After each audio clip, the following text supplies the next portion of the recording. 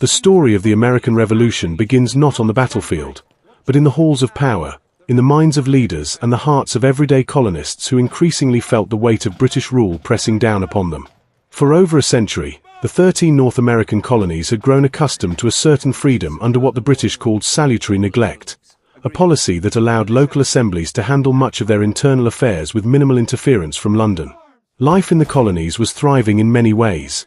Trade was flourishing, towns were expanding, and communities were developing unique identities that were distinctly American. Yet, beneath this veneer of prosperity, tension was brewing. Tension born from a growing awareness that the British Crown sought to tighten its grip, to turn what had been relatively autonomous settlements into tightly controlled subjects of the empire. The seeds of rebellion were sown in laws that seemed distant and arbitrary but had immediate effects on the daily lives of colonists. Taxes imposed without representation, restrictions on trade that benefited the British economy at the expense of colonial merchants, and an increasing presence of British troops stationed in cities, ostensibly to protect the colonies but in reality serving as a constant reminder of London's authority. The Stamp Act of 1765 ignited the first major spark, forcing colonists to pay for printed materials, a seemingly small demand that became a symbol of a much larger struggle over rights, autonomy, and the limits of obedience. Protest movements surged, pamphlets circulated with fiery arguments about liberty, and ordinary citizens, farmers, shopkeepers, and artisans, found themselves drawn into debates that once might have seemed the exclusive domain of elites. Tensions escalated further with the Townshend Acts, which imposed duties on essential imports, and the Boston Massacre of 1770, a violent confrontation that left colonists dead and inflamed anti-British sentiment across the colonies. Every new act of control, every overreach, every show of force by British authorities only served to deepen the sense that the colonies were no longer willing to exist as passive subjects. Revolutionary leaders emerged, voices like Samuel Adams, John Hancock, and Patrick Henry, whose words carried both warning and promise, urging unity against what they portrayed as tyranny. These leaders were careful to frame their struggle not as an outright attack on Britain, at least not yet, but as a fight to preserve natural rights and traditional English liberties that the colonists believed were being violated. The political landscape became a chessboard of intrigue and maneuvering. Colonial assemblies refused to comply with certain laws, boycotts were organized, and secret committees formed to coordinate resistance. Each act of defiance was calculated to assert a principle without immediately provoking full-scale war, yet every escalation also brought the colonies closer to an inevitable confrontation. Meanwhile, British officials in London struggled to comprehend the depth of colonial resentment, often dismissing it as the complaints of a few troublemakers rather than a widespread and growing movement with real power. This disconnect set the stage for a combustible situation, where misunderstandings and rigid enforcement of authority collided with the colonists' evolving sense of self-determination. By 1774, after a decade of mounting conflicts, including the passage of the Coercive Acts designed to punish Massachusetts for the Boston Tea Party, the colonies faced a stark choice: continue to endure increasing subjugation or take bold action to defend their rights. The First Continental Congress convened in Philadelphia that same year, bringing together representatives from across the colonies to deliberate on a unified response. The discussions were tense, the stakes enormous, as delegates debated petitions to the king, the establishment of local militias, and the possibility of severing ties with the empire entirely.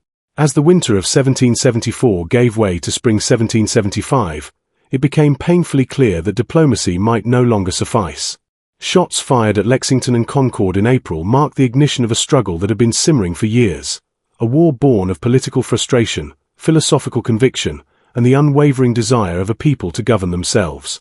This was more than a mere conflict between armies. It was a confrontation between ideas, an epic story of courage and resistance that would eventually reshape the world. The revolution was about to begin, but its outcome was far from certain, as 13 disparate colonies faced the might of the most powerful empire on the planet, with the lives of ordinary men, women, and children hanging in the balance, their fates intertwined with the uncertain path toward liberty. As the first gunfire echoed across the fields of Lexington and Concord in April 1775, the theoretical tensions that had simmered for years erupted into brutal reality, signaling the start of a war that neither side fully anticipated. The skirmishes were initially small in scale, yet their psychological impact was immense, galvanizing colonists who had long debated the merits of resistance and shocking British commanders who had expected compliance rather than armed defiance. The Minutemen, ordinary farmers, and tradesmen, armed with what they could muster and fueled by a fierce determination to protect their homes, clashed with professional soldiers of the British Army, creating a chaotic, unpredictable battlefield where local knowledge and sheer determination often outweighed training and discipline. News of these confrontations spread rapidly through the colonies, carried by riders and printed pamphlets, turning isolated incidents into a rallying cry for widespread rebellion. In Boston, the situation quickly escalated into a full siege, with colonial forces surrounding the city and attempting to cut off British reinforcements. Meanwhile, British commanders, confident in their superior numbers and the prowess of their military, underestimated the resilience of the colonial militias, whose unconventional tactics, hit-and-run attacks, sniping from cover, and ambushes along narrow roads, proved highly effective in countering traditional European formations. The early months of the war were a mixture of caution, experimentation, and improvisation on both sides. Colonial leaders such as George Washington, appointed as Commander-in-Chief of the Continental Army in June 1775, faced the monumental task of unifying militias that were often fragmented by local loyalties, inconsistent training, and scarce resources. Washington understood that this conflict would not be won overnight. It required patience, strategic insight, and an ability to sustain morale even in the face of repeated setbacks. The capture of Fort Ticonderoga by Ethan Allen and Benedict Arnold in May 1775 provided the colonies with a significant cache of artillery, which Washington would later transport under extraordinary conditions to strengthen positions around Boston. These early maneuvers demonstrated both ingenuity and the importance of supply lines, leadership, and improvisation, elements that would define much of the Revolutionary War. Across the colonies, ordinary citizens were drawn into the conflict in ways that went beyond direct combat. Families were divided, neighbors faced each other on opposing sides, and the social fabric of communities was irrevocably altered. Patriots enforced boycotts of British goods, while loyalists, those who remained faithful to the crown, often faced harassment, property confiscation, or worse, creating a climate of fear, suspicion, and tension that mirrored the uncertainty of the battlefield. The British, for their part, struggled to adapt to these conditions. The vast distances, harsh terrain, and the colony's decentralized resistance made conventional strategies difficult to execute. Campaigns such as General Gage's push to suppress rebellion in Massachusetts revealed the limitations of traditional military power when faced with an adversary whose strength lay in mobility, local support, and intimate knowledge of the land. The Battle of Bunker Hill in June 1775, though technically a British victory, came at a tremendous cost, with more than 1,000 casualties and the realization that the colonists could stand their ground against regular troops. Such encounters, while brutal and costly, also served to embolden the revolutionary cause, giving Americans a newfound confidence that victory, while difficult, was not impossible. Meanwhile, the war was beginning to draw international attention. France, eager to weaken its historic rival Britain, monitored events with keen interest, seeing the potential to influence global power dynamics by supporting the colonies at the right moment. Spain and the Netherlands, too, recognized that British preoccupation with rebellion in North America created opportunities to advance their own strategic interests. These international dynamics would soon shift the war from a colonial rebellion into a broader, more complex conflict with far-reaching consequences. Within the colonies, the struggle also forced leaders to confront logistical nightmares, supplying troops with food, clothing, and weapons, maintaining communication across hundreds of miles, and managing alliances with Native American tribes whose support was contested and fragile. Each decision carried immense weight, as a misstep could lead to disaster on the battlefield or widespread suffering among civilians. The early years of the war were therefore defined not just by battles, but by the intricate interplay of strategy, politics, and human resilience. By 1776, it became clear that the conflict was evolving into a sustained campaign for independence, requiring not only military victories but also the creation of a vision that could unify 13 distinct colonies under a common cause. Every engagement, from small skirmishes in rural towns to protracted sieges in major cities, revealed the determination of the colonists and the adaptability of their leaders, setting the stage for the declaration of independence that would transform a rebellion into a revolutionary war with consequences that echoed far beyond North America. As the Revolutionary War progressed into its middle years, the conflict transformed from scattered skirmishes into a grueling, unpredictable struggle that tested the endurance, strategy, and courage of both the colonial forces and the British Army. By 1777, the war had expanded far beyond New England, spreading into New York, New Jersey, and Pennsylvania, turning towns, farms, and forests into battlefields.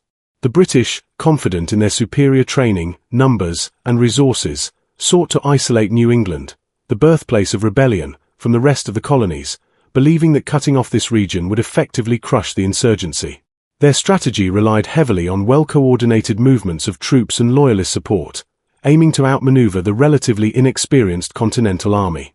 However, the Americans, learning from earlier defeats and drawing on their knowledge of the terrain, adapted rapidly. Guerrilla-style tactics, surprise attacks, and strategic retreats became essential tools for survival. The harsh realities of war were evident in battles such as the New York and New Jersey campaigns, where Washington's army faced defeats, endured freezing winters, and retreated in desperate marches across hostile territory. Yet even in these moments of hardship, the colonists demonstrated remarkable resilience, refusing to surrender despite dwindling supplies, freezing conditions, and the looming threat of complete annihilation. The winter of 1777 to 1778 at Valley Forge epitomized the extreme challenges faced by the Continental Army. Soldiers suffered from frostbite, starvation, and disease, yet the period also became a crucible for transformation. Under the training and discipline instilled by Baron von Steuben, a Prussian military officer, the army emerged stronger, better organized, and more capable of standing against British forces in the field. These developments, though painful, were crucial in turning what could have been a fragile militia into a force capable of sustained resistance.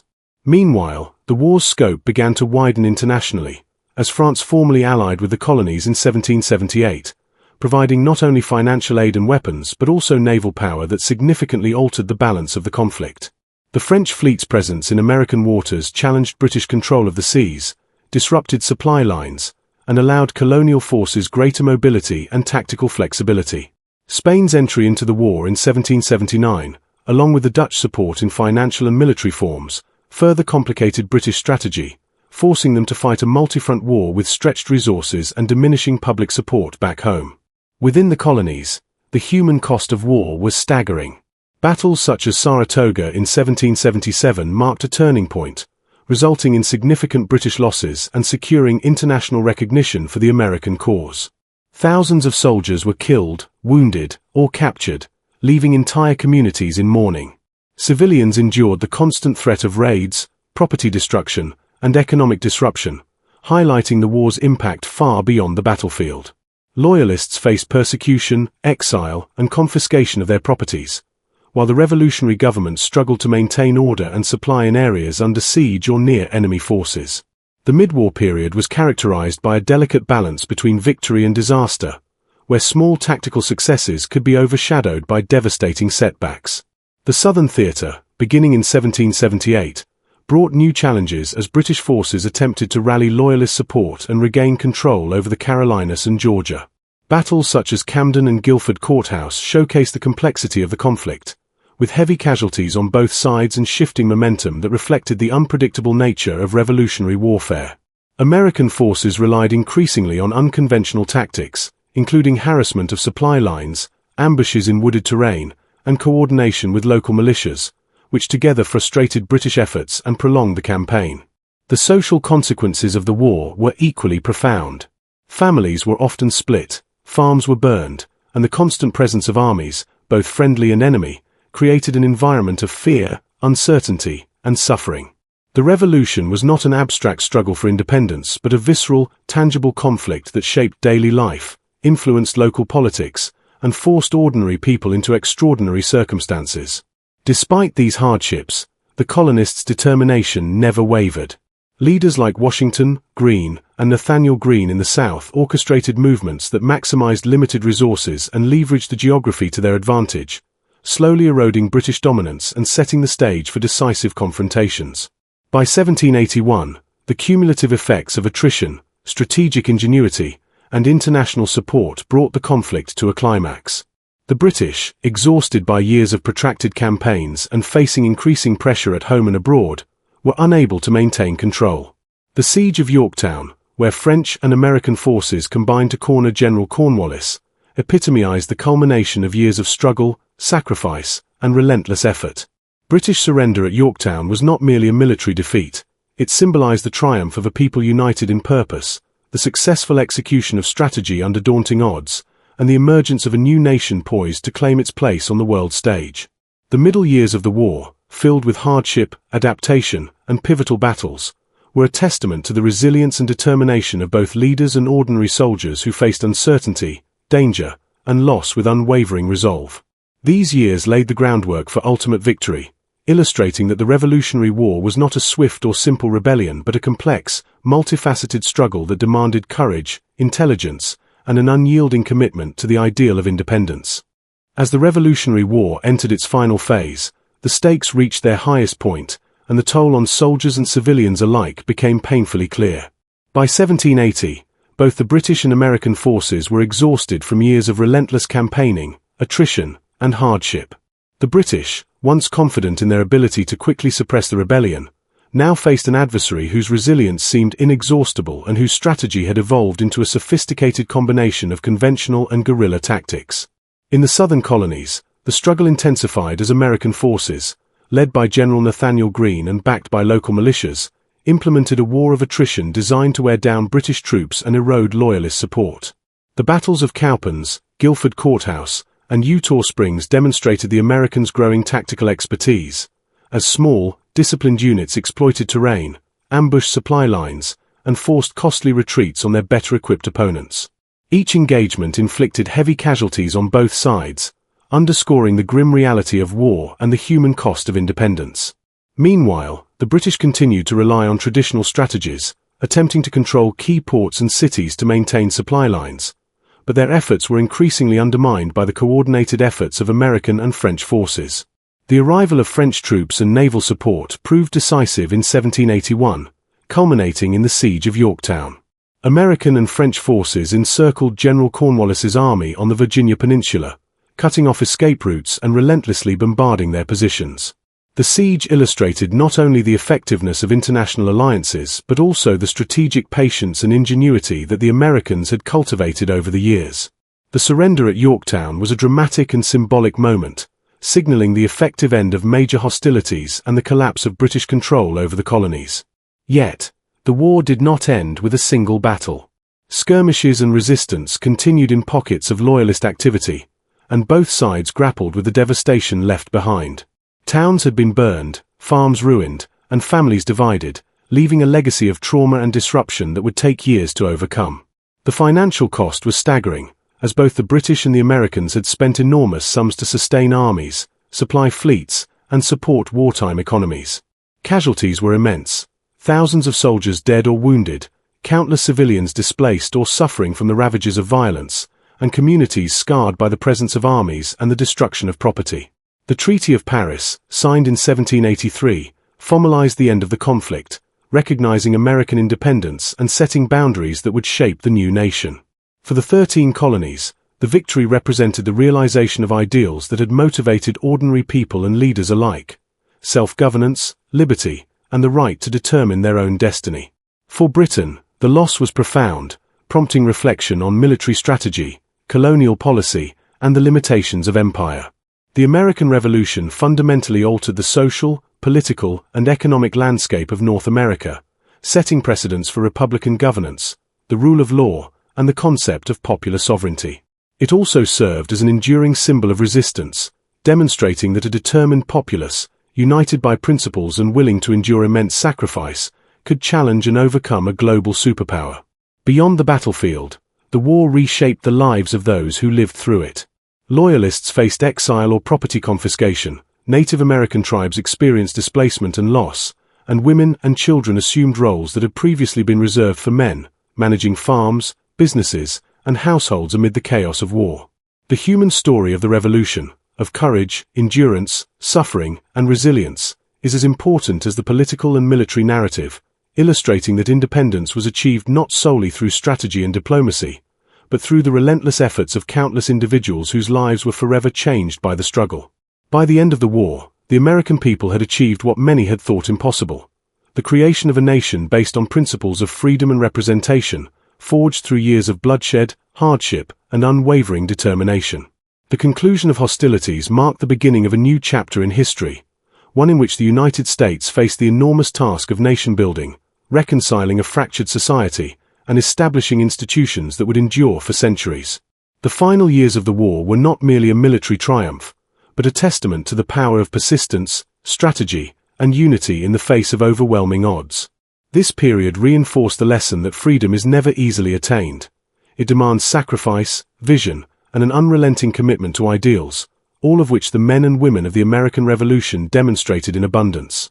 With the signing of the Treaty of Paris in 1783, the American Revolution officially came to an end, but the reverberations of this monumental conflict would be felt for generations, shaping not only the newly independent United States but also the world. The colonies, once scattered settlements under British control, now faced the immense challenge of nation-building from the ground up. Political institutions had to be established, laws codified, and a national identity forged from a patchwork of 13 states that had each developed their own unique customs, governments, and priorities. The Constitution and the Bill of Rights would later serve as foundational pillars, ensuring representation, personal freedoms, and a framework for governance that reflected the ideals for which so many had fought and died. Economically, the young nation had to recover from years of destruction. Towns were in ruins, trade networks disrupted, farmland damaged, and countless families left destitute. Rebuilding required not only resources and labor but also innovation, determination, and a collective vision for a future that honored the sacrifices made during the war. Socially, the revolution had left an indelible mark on communities. Women had assumed crucial roles during the conflict, managing homes, businesses, and farms, and their contributions challenged traditional norms, laying the groundwork for future discussions about rights and societal roles. Loyalists who had sided with Britain faced property confiscation or exile, while Native American tribes suffered enormous losses, their alliances and territories disrupted, highlighting that the struggle for independence was complex, with consequences that extended far beyond the immediate conflict between armies. The psychological impact of the war was equally profound. Soldiers and civilians alike carried the memories of brutal battles, suffering, and loss, shaping a national consciousness built on resilience and a commitment to liberty. The stories of courage and endurance became the foundation of American identity, celebrated in literature, art, and oral traditions, ensuring that the lessons of the Revolution remained vivid for generations to come. Internationally, the success of the American colonies inspired movements for freedom and self-determination across the globe, signaling a shift in how people perceived governance, authority, and the rights of citizens. France, for example, would soon face its own revolutionary upheaval, influenced in part by the bold examples set across the Atlantic. Britain, on the other hand, learned hard lessons about the limitations of imperial control, military strategy, and the necessity of understanding the aspirations of those it governed. The revolution had demonstrated that an organized, determined populace could challenge a global superpower and emerge victorious, forever changing the balance of power. Yet, even with victory secured, the journey of the United States was far from complete.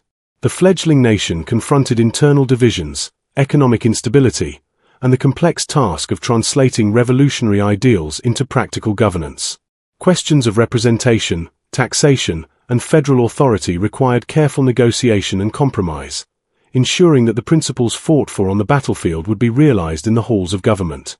Despite these challenges, the American Revolution remains a profound testament to the power of collective action, courage, and the unwavering pursuit of freedom. It reminds us that history is not merely a series of dates and battles, but a tapestry of human experience, shaped by decisions, sacrifices, and the relentless drive for self-determination. For those who lived it, the revolution was not an abstract concept. It was a daily reality of danger, uncertainty, and sacrifice, a test of endurance that demanded extraordinary commitment from ordinary people. And today, we can reflect on these events not only as distant history but as lessons in resilience, strategy, and the enduring human desire for liberty and justice. If you have found this story of the American Revolution informative and compelling, and if you want to continue exploring the epic tales of battles, strategies, and histories that shaped our world, be sure to support our channel. Click the like button to show appreciation for this content, subscribe to stay updated with our latest videos, and press the bell notification so you never miss an episode in our war series. By following our channel, you'll gain access to detailed, realistic narratives of history's most significant conflicts, told in a way that brings the past to life, helping you understand not just what happened, but why it mattered and how it shaped the world we live in today. Join us as we continue to uncover the strategies, human stories, and political intricacies behind wars across centuries, and become part of a community that values learning, curiosity, and the power of history to inform our present and future.